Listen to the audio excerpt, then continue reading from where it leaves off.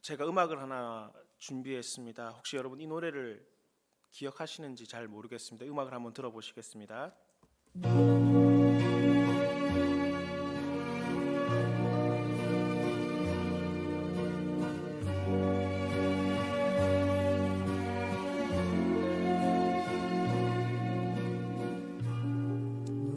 누가 이 사람을 어떻게 모르시나요?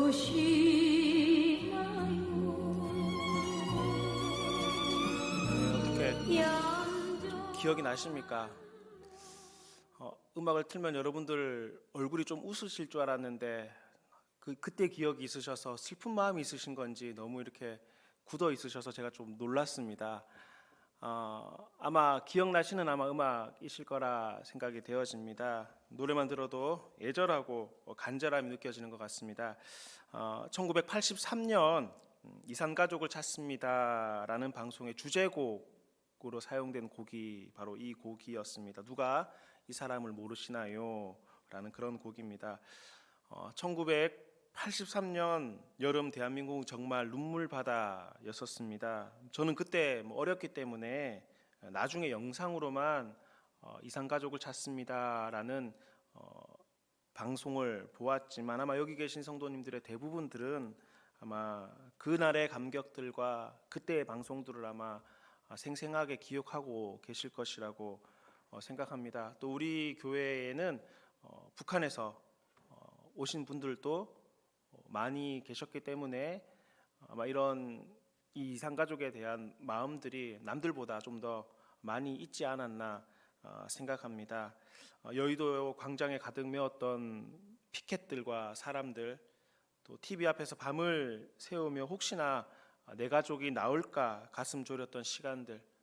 비록 나는 이산가족이 없지만 그들의 아픔과 기쁨을 함께 나누었던 국민들. 장작 이 방송은 138일간 방송되었고 약 450시간 생방송으로 진행되었다라고 합니다. 450시간 생방송으로 진행된 것은 기네스북에 올라가 있다라고도 하죠. 최고 시청률이 78%였습니다. 지금으로서는 상상할 수 없을 정도의 시청률이었고 위성 방송이 흔하지 않았던 그 시절에 35개국에 이 방송이 중계되었다라고 합니다. 그래서 지난 2015년에는 이 방송의 역사적, 문화적 가치가 인정되어서 유네스코 세계 기록 유산에 등재가 되기도 했습니다. 이런 기록들만 본다면 좋을 수 있겠지만 사실 이것은 분단의 역사가 만들어낸 안타까운 현실이라고 볼 수도 있을 것 같습니다. 가족과 사랑하는 사람을 잃어버린다는 것은 정말 상상하기 힘든 고통이며 이것을 찾고자 하는 마음은 지극히 너무나 당연한 것이라고 생각이 되어집니다. 오늘 본문 말씀에서도 잃어버린 것을 간절히 찾고자 하는 하나님의 마음이 나타납니다. 12절 말씀이죠. 그중 하나가 길을 잃어버렸으면 그 99마리를 산에 두고 가서 길 잃은 양을 찾지 않겠느냐라고 주님께서는 말씀하십니다. 목자가 양 100마리가 있는데 그 중에 하나를 잃어버리면 어떻게 한다라는 것입니까? 그 한 마리를 찾으러 간다라는 겁니다.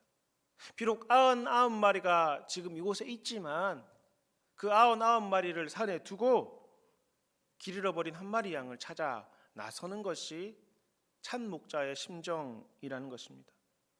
너무나 당연한 것입니다. 참 목자라면 이유를 분문하고 찾으러 갑니다. 다른 어떤 이유가 없습니다. 굳이 이유를 더하자면 내 양이니까. 그 양이 너무나 귀하니까 그것을 찾으러 가는 것입니다. 그래서 결국 잃어버린 양을 찾으면 어떻게 되는 것입니까? 13절 말씀입니다. 이것을 더 기뻐하리라 말씀하십니다. 이것을 더 기뻐한다라는 겁니다.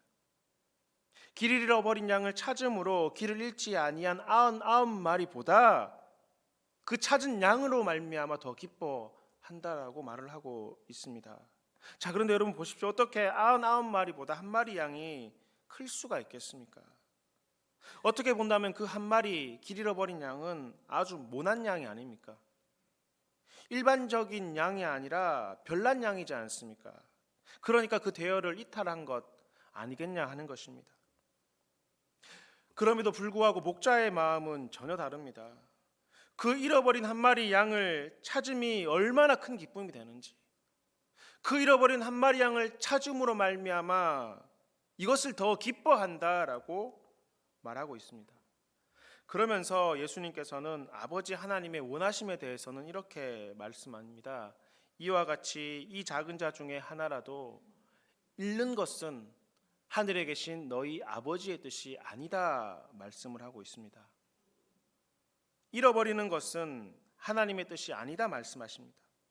바꾸어 이야기하자면 하나님의 뜻, 하나님의 원하심은 잃어버리지 않는 것입니다.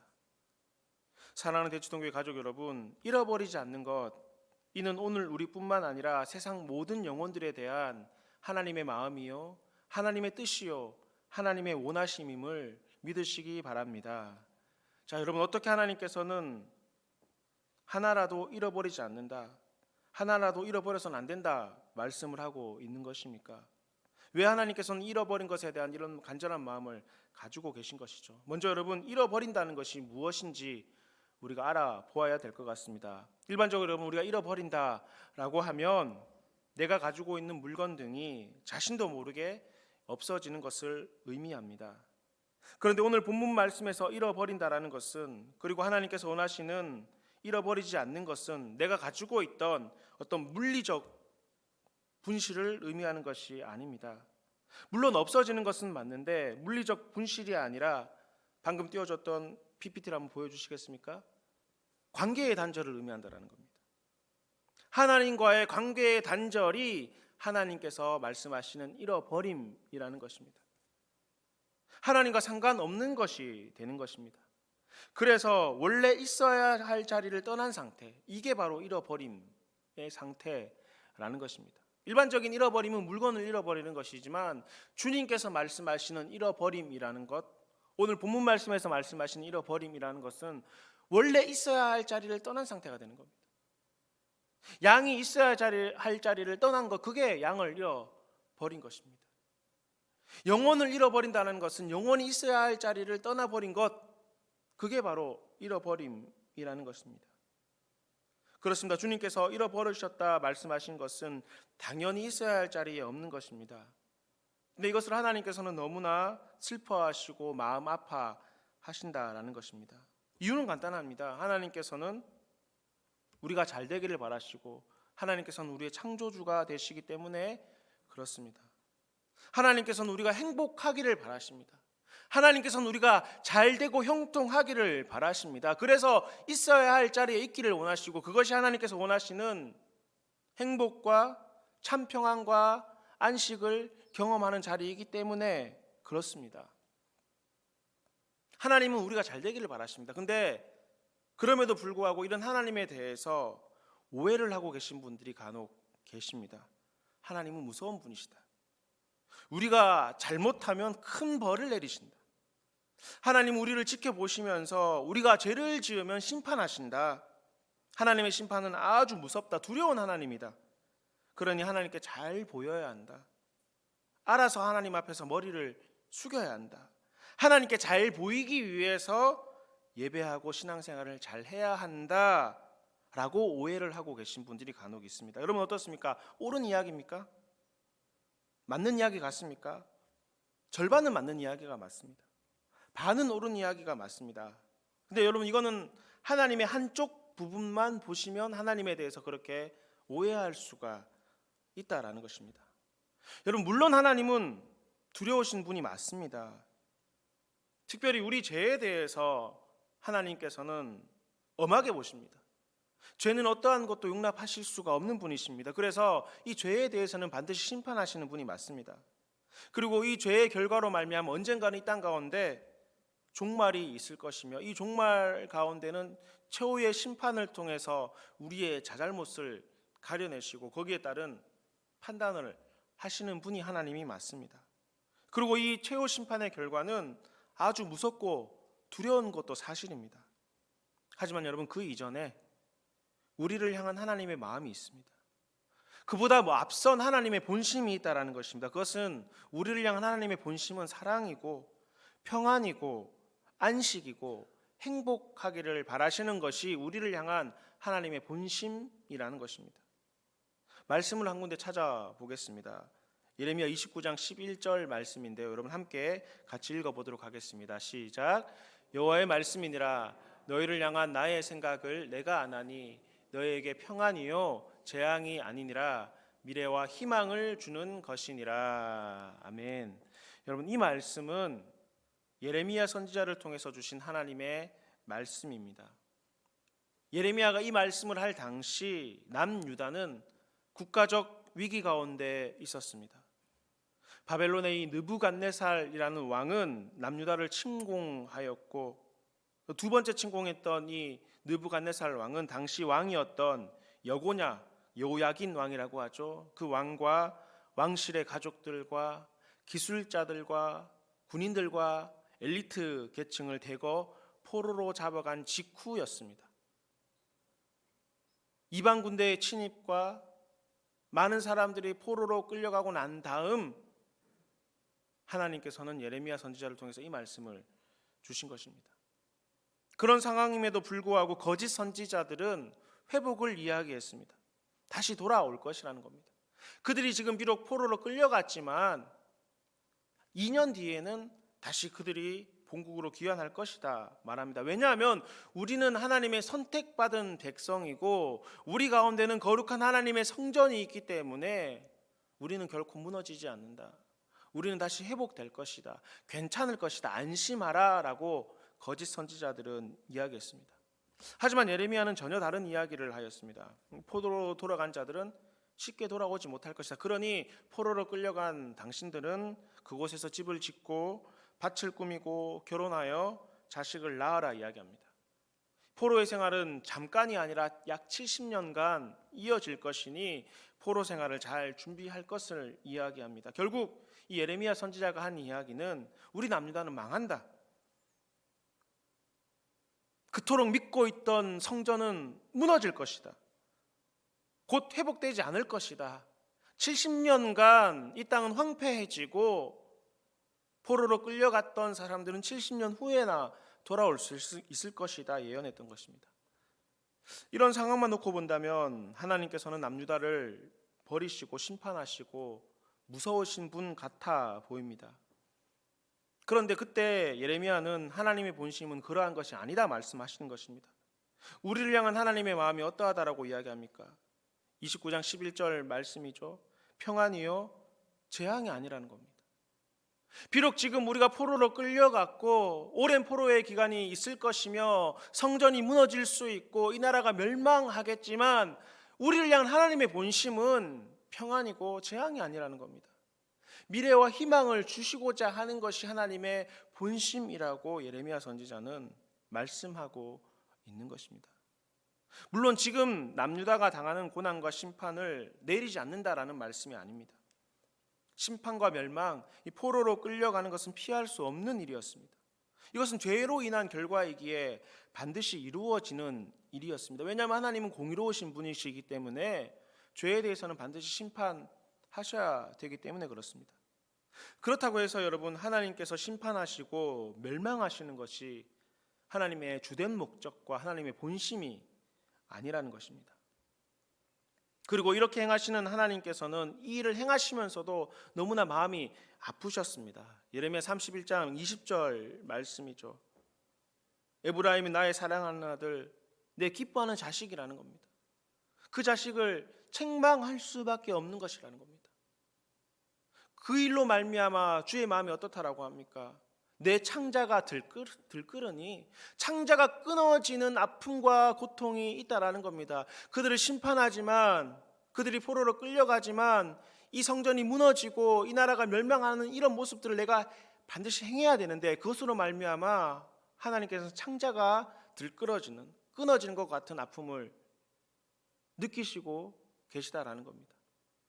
불쌍히 여기는 마음이 주님께 있다라는 것입니다. 하지만 이 방법밖에 없었습니다.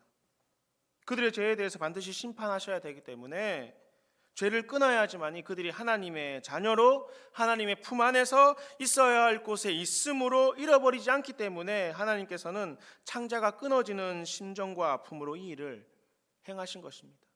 좋아서 옳거니 벌 한번 받아봐라 이런 마음에서가 아니라 그들이 있어야 할 자리에 돌이키기 위해서, 잃어버리지 않기 위해서 어쩔 수 없이 행하는 하나님의 일이셨다라는 겁니다. 하나님께서 이렇게 하신 이유는 한 가지입니다. 잃어버리지 않기 위해서입니다.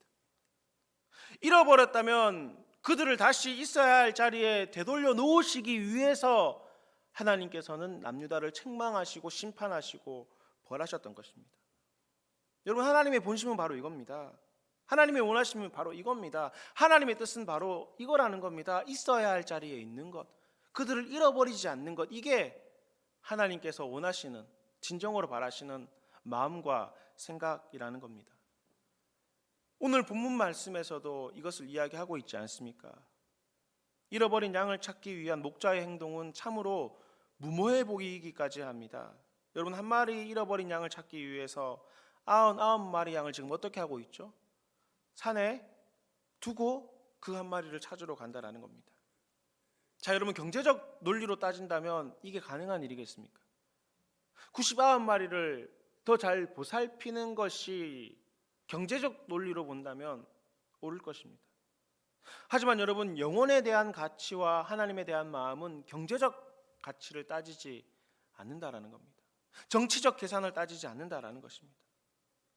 잃어버린 것을 찾기 위해서 하나님께서는 계산적이지 않으시다라는 겁니다. 오직 그 잃어버린 양을 찾는 것이 목적입니다.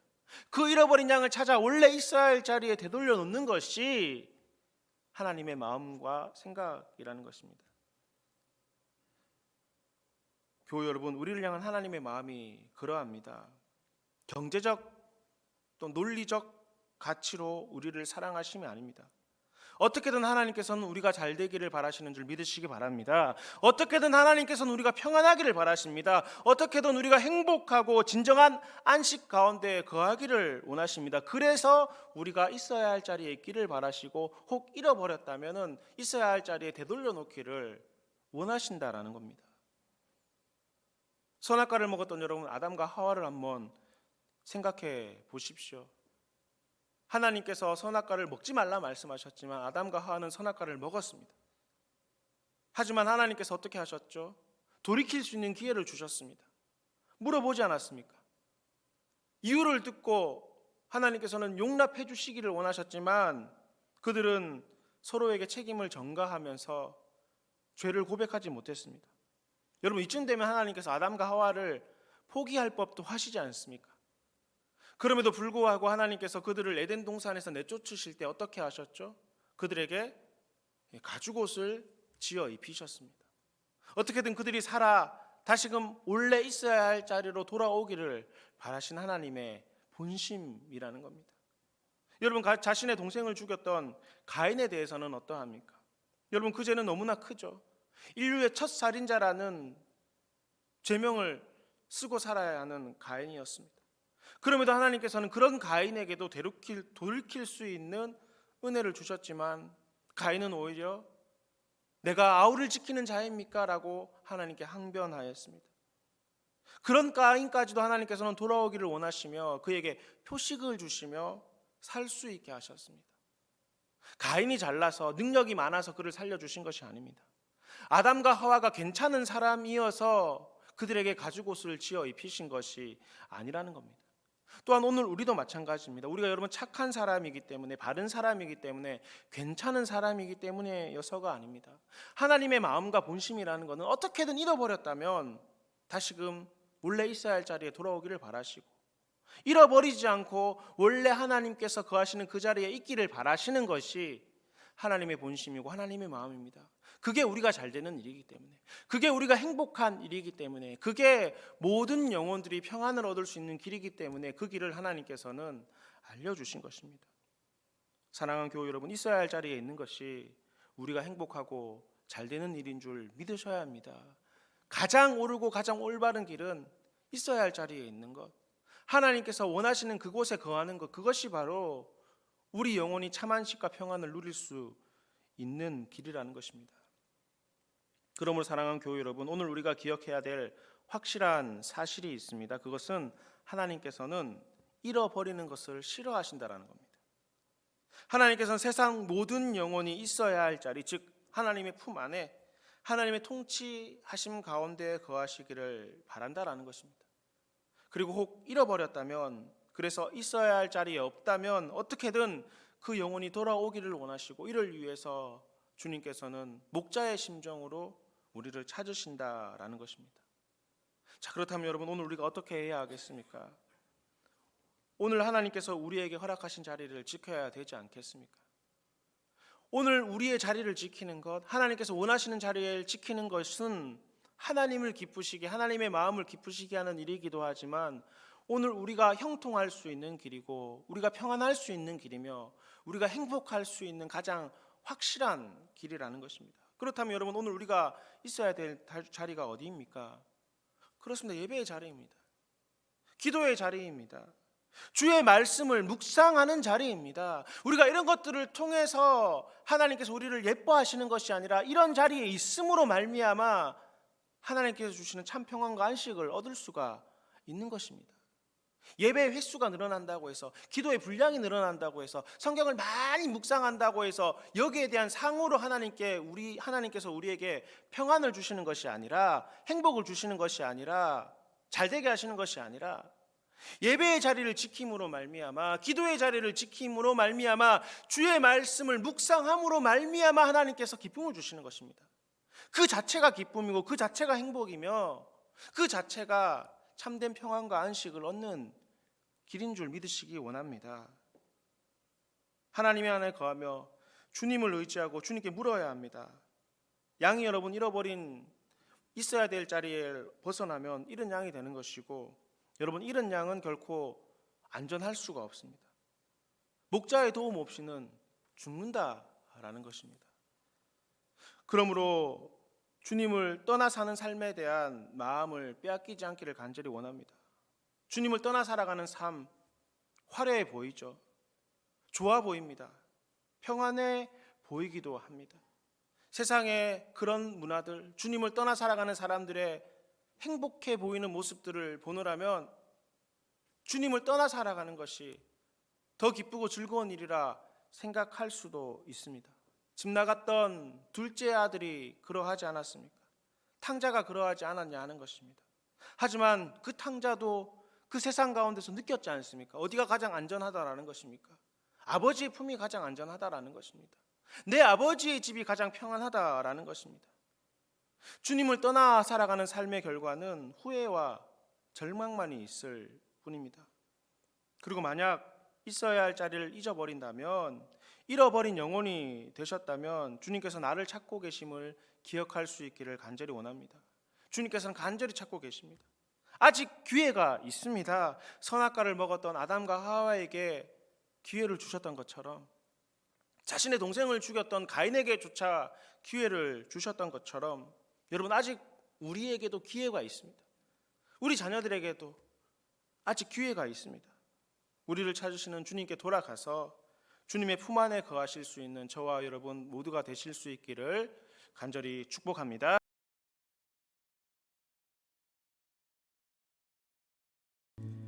이제는 우리 구주 예수 그리스도의 크신 은혜와 하나님 아버지의 놀라우신 사랑과 성령님의 교통하심이 주님 안에 거하며 있어야 할 자리를 온전히 지키기 원하는 저희 무리들과 대치동교회 모든 성도들과 주님의 몸 되신 교회 위에 이제로부터 영원히 함께 계시기를 간절히 축원하옵나이다. 아멘.